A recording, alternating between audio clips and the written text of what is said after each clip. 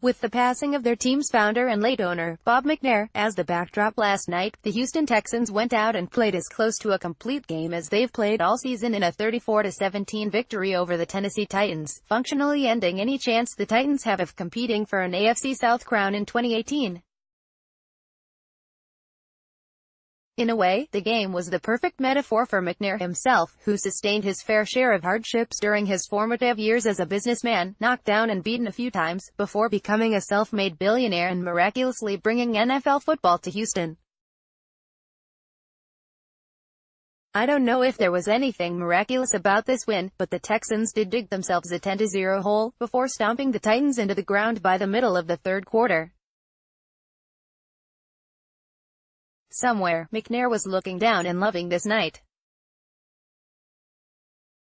As a practical matter, the Texans extended their winning streak to 8 games, a franchise record and a league record streak for a team after starting 0-3, and they maintain their 2-game lead over the Colts in the division. With an 8-3 record, and a very manageable schedule the rest of the way, they remain very much in the hunt for a first-round bye in the playoffs.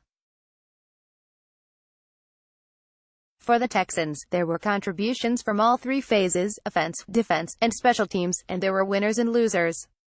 Let's take a look. Winners for Lamar Miller. I know there have been a few times this season where we've said, now, that is the Lamar Miller that the Texans thought they were getting when they signed him in 2016. He's been very good, at times, this season. However, on Monday night, I really mean it, that is the Lamar Miller the Texans thought they were signing in 2016. On Monday, Miller was an explosive game-changer, as his 97-yard touchdown run in the second quarter extended the game to a 2-score lead for the first time all night, and finally brought what had been a somewhat tepid crowd to a fever pitch. Miller finished with 162 yards on just 12 carries, and was just as important on the team's first touchdown drive, runs of 21, 12, and 15 yards, to answer the Titans' 10-0 lead, as he was in sprinting down the sidelines on the 97-yard jaunt. By the way, his 97-yard touchdown was the longest run in the league since 2014, which at that time was a 97-yard run by Miami Dolphin Lamar Miller. 3. Demaryius Thomas. Last week, the newly acquired Thomas had just 1 target and 0 catches for the entire game against the Washington Redskins. Bill O'Brien made no secret throughout the week that getting Thomas involved early would be a priority, and he was true to his word, as Thomas scored the first touchdown of the game. He finished with 4 catches for what looks like a pedestrian yardage total, 38 yards, but they were impactful catches, including 2 touchdowns and a short catch for a first down on 3rd and short in the second half, when the Texans were playing keep away from the Titans. This game was a good example of what Thomas can bring to the table for this team. 2. Christian Covington. If there's one area of this team where you have to be playing at a very high level just to be active on game day, it's the defensive line, where the numbers are deep. Earlier in the season, Christian Covington found himself injured and then out of the mix, inactive on game day for at least a week or 2. Well, if Monday is any indication, Covington should find himself in the regular rotation for the foreseeable future, as the defensive tackle out of Rice had a career night, highlighted by 2.5 sacks of Marcus Mariota. The entire defensive front was stout against the run and overall very solid in pressuring Mariota, 6 sacks overall. 1 McNair memories. While they came out of the gate slowly, credit the Texans for ultimately channeling all of the energy of the evening into positive performance. Passing of Bob McNair on Friday, along with a strange week schedule-wise due to the holidays and a Monday night game, the Texans showed a nice degree of adaptability, and once they steadied the ship, they showed a killer instinct their late owner would have been proud of. After the team's most well-rounded win of the season, Bill O'Brien gave the game ball to McNair's son, Cal, who will be taking the reins of the organization after his father's passing. Here's the video of the team's locker room celebration. Losers 4.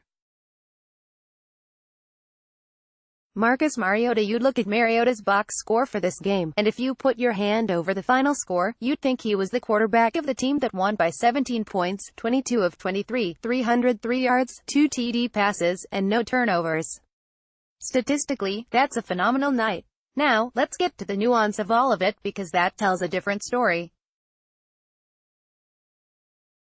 Aside from the two busted coverages that turned into long Titan touchdowns, Mariota's completions were largely a slew of innocuous check-down throws in unfavorable down and distance situations that were set up by sacks, penalties, and an overall inability of the Titans to run the football. The stats are what they are. The fact of the matter is that Mariota still isn't a guy who scares the opposition in crucial situations, and his football IQ is suspect, at best. To wit, one underrated key play was his scrambling out of bounds for a 4-yard gain on 1st and 25 at the end of the first half. The Texans had 2 timeouts left, and he essentially provided them with a 3rd timeout with that decision, as the Texans got the ball back after using their 2 timeouts on defense, and went down and got a field goal to extend their lead to 24-10 at the half. 3. Titans offensive line of the future. Remember a couple years ago when Titans tackles Taylor Lewin and Jack Conklin were going to be the bookends of the offensive line that would steamroll the rest of the AFC South for years and years to come? Yeah, me too. Well, the Texans handled that offensive line just fine throughout the evening, notching 6 sacks, 9 QB hits in the passing game, and if you remove a 39-yard end around by Corey Davis, not really a conventional run, the Texans held the Titans' run game to 66 yards on 22 carries. The pivotal play of the game was a Texans stop of a Titans 4th and 1 at the Texans' 3-yard line. Thank you for handing it off to the tight end, Matt LaFleur. If that's the offensive line of the future, I'm glad that the Texans are part of that future for 2 games every season. 2. Keke Coutee hamstring. In a night of practically all good news for the Texans, there was one troubling bit of news, as rookie wide receiver Keke Coutee left the game with a hamstring injury. At this point, Coutee's hamstring getting injured has happened enough times to where I read just keep a copy of that sentence in my drafts folder for the next time it happens. This is beyond problematic now for the Texans, as with Will Fuller now out for the season, they need the element that Coutee brings to the passing game. While it's not Fuller's top-end speed, Coutee's repertoire of working the middle of the field with run-after-catch plays is crucial for when the Texans are trying to win really important games in January. 1. Titans 2018 season. Maybe the best part about this victory is that the Titans 2018 season, which was looking so promising early on with a win over the Eagles, and even looked promising once again a couple weeks ago with a blowout of the New England Patriots, is now functionally over, and the Texans got to execute the whacking of their season themselves. Yeah, mathematically the Titans are still in the wild card hunt, I suppose. However, that's a crowded field that includes at least 3 teams, the Ravens, Colts, and Broncos, that are playing much better football right now, and all of those teams are duking it out for the same solitary playoff spot, the 6th seed in the AFC. So thanks for playing, Tennessee. Hope you enjoyed all of Mike Vrabel's little victory speeches in the first few weeks of the season. As a Texan fan, they're funny to go back and watch now. Listen to Sean Pendergast on Sports Radio 610 from 2 to 6 p.m.